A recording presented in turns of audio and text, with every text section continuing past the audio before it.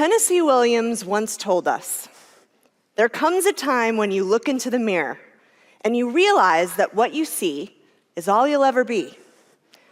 And then you accept it, or you kill yourself, or you stop looking in mirrors."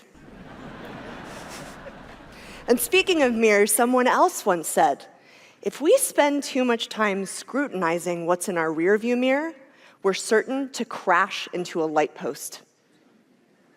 I've spent the last 4 years of my life studying people who look in mirrors, rear view and otherwise, in their search for self-awareness. I wanted to know what self-awareness really is, where it comes from, why we need it, and how to get more of it. My research team surveyed quantitatively thousands of people. We analyzed nearly 800 scientific studies. And we conducted dozens of in-depth interviews with people who made dramatic improvements in their self-awareness. Now, initially, we were actually so worried that we wouldn't find any of these people that we called them self-awareness unicorns. True. But thank goodness we did find them. Because what these unicorns taught me would create a groundbreaking revelation for how all of us can find genuine self-awareness. And that's what I want to share with you. Today, I want you to reflect on how you're reflecting. I know that's a mouthful. And to get there, we're going to need to shatter one of the most widely held beliefs about finding self-awareness. But first things first, what is this thing we call self-awareness anyway? It's the ability to see ourselves clearly, to understand who we are, how others see us, and how we fit into the world. Self-awareness gives us power. We might not always like what we see, but there's a comfort in knowing ourselves. And there's actually a ton of research showing that people who are self-aware are more fulfilled. They have stronger relationships. They're more creative. They're more confident and better communicators. They're less likely to lie, cheat, and steal. They perform better at work and are more promotable. And they're more effective leaders with more profitable companies.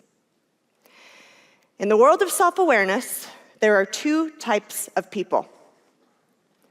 Those who think they're self-aware, and those who actually are. It's true. My team has found that 95% of people think they're self-aware, but the real number is closer to 10 to 15%. You know what this means, don't you? It means that on a good day, 80% of us are lying to ourselves about whether we're lying to ourselves. Pretty scary, right? So you can imagine the challenge we had in figuring out who was truly self-aware. What do you think would have happened if I had said, "Hey, how self-aware are you?" Exactly. So to be part of our research, our unicorns had to clear 4 hurdles. They had to believe they were self-aware, as measured by an assessment my team developed and validated. Using that same assessment, someone who knew them well had to agree. They had to believe that they'd increase their self-awareness in their life, and the person rating them had to agree. We found 50 people out of hundreds and hundreds and hundreds who met our criteria. They were professionals, entrepreneurs, artists, students, stay-at-home parents. And we didn't find any patterns by industry, age, gender, or any other demographic characteristic. These unicorns helped my team discover a most surprising truth. That approach you're using to examine your thoughts, your feelings, and your motives, introspection, well, you're probably doing it. There's no easy way to say this. You're probably doing it totally wrong. Yes, there is a reason so few of us are self-aware. So let me tell you about the evening that I first discovered the ugly truth about introspection. It was about 10 p.m.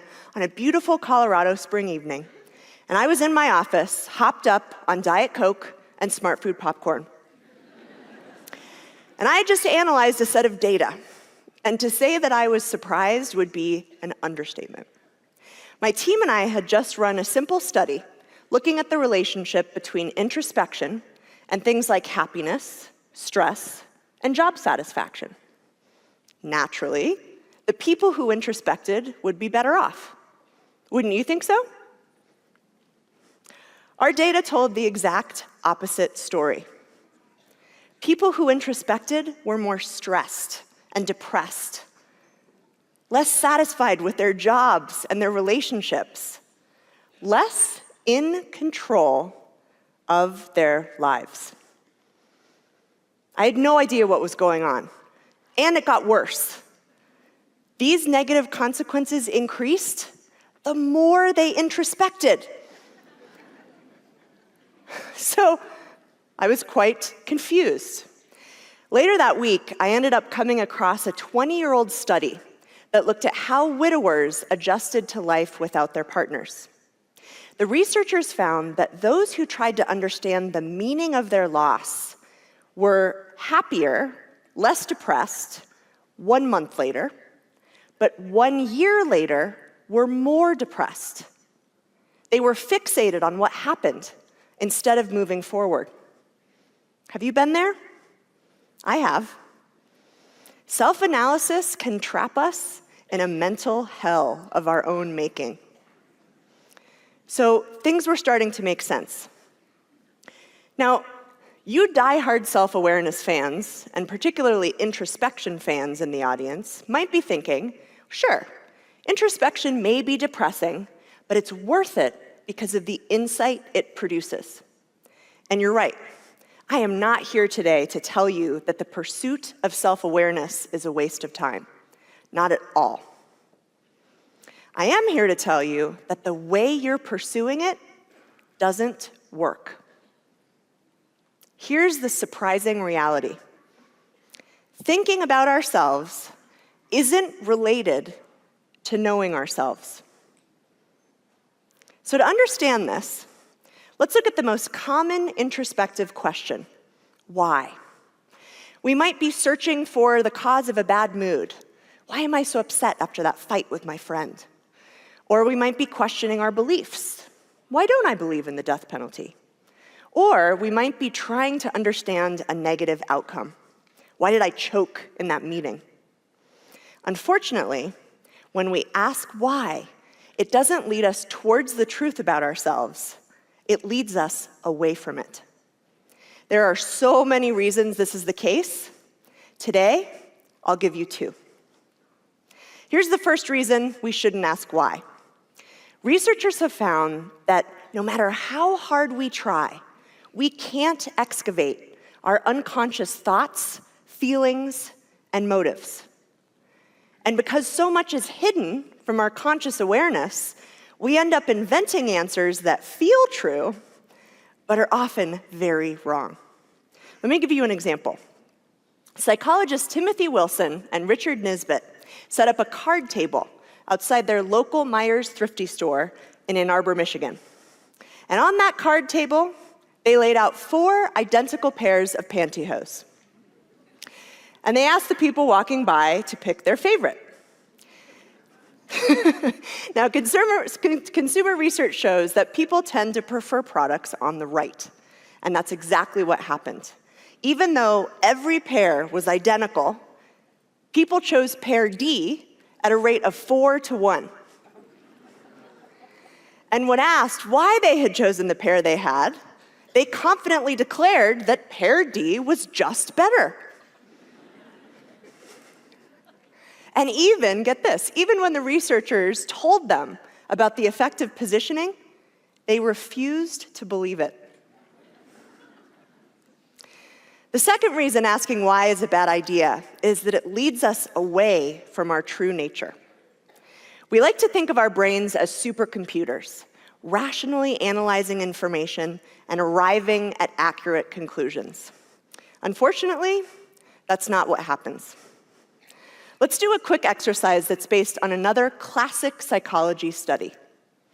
So if I were to ask you to make a list of all the reasons your romantic relationship was going the way it was, what would you say? Let's say that in general, your relationship is pretty awesome. But let's just pretend that yesterday, you happened to get in a huge fight about the proper way to load the dishwasher. Really bad. Now, because of something called the recency effect, this is going to carry an unfair amount of weight. You might start thinking of things like, I am so sick of his mansplaining. Or you might think, why the hell does it matter so much how I load the dishwasher? And before you know it, you're thinking your relationship isn't going so well. Asking why created alternative facts.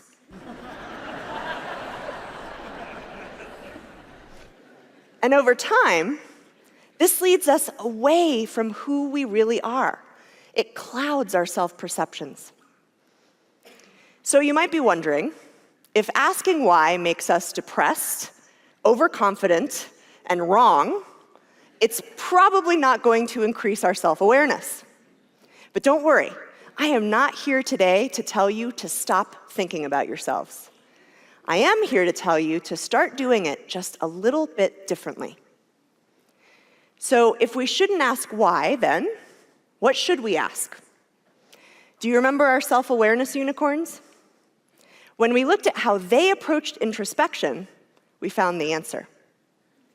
We analyzed literally hundreds of pages of transcripts, and we saw a very clear pattern.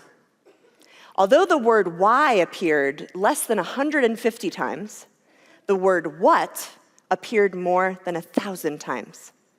Let me give you a few examples. Nathan, a brand manager, got a terrible performance review from his new boss.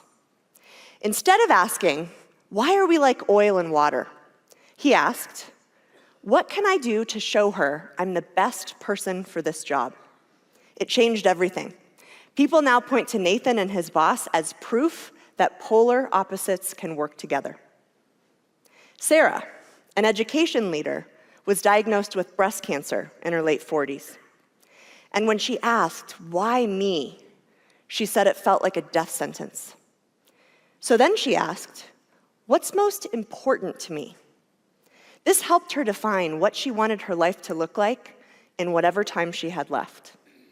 She's now cancer-free and more focused on the relationships that mean the most to her.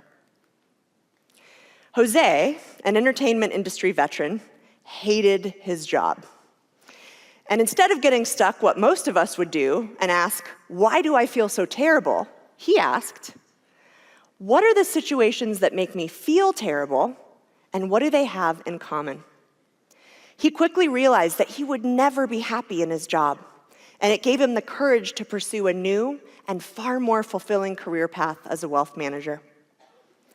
So these are just 3 examples of dozens of unicorns that asked what instead of why. Do I have any Nathans or Sarahs or Joses in the room? I'll add one more, Tasha. So earlier this year, I published a book about all of this, which I am so proud of. But one day, for some unknown reason, I did what every author is never supposed to do. I read my Amazon reviews. And you guys, it was devastating.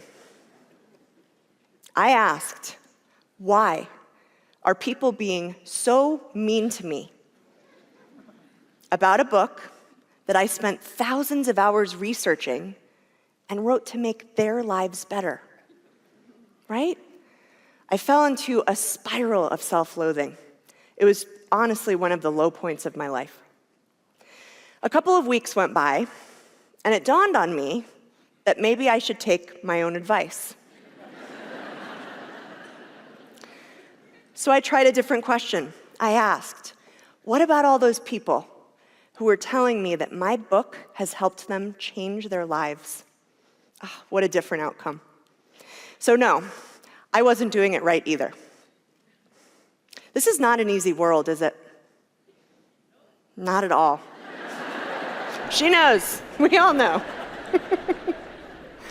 But I have seen so much evidence that self-awareness gives us a much better shot at finding happiness and success in this crazy world.